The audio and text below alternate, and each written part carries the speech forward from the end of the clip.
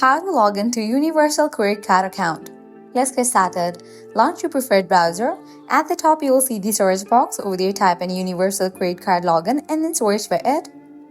With that, different website links will appear. Navigate to the very first one website option, Universal Credit Card account. Sign in, open it. With that, you will be directed to the official website of it. Now, scroll down. Click on the option of sign in. You will land to the login page. Now from here you can easily get access to your account. All you have to do is provide the credentials.